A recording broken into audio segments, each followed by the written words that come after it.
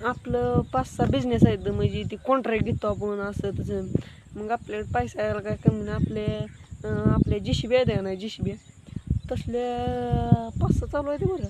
5-6 लय नाही 5-6. आणि तर मग बसलो होतो इथं आलती बिझनेसमॅनवाली, हे पैशाचं असं तसं विचाराय.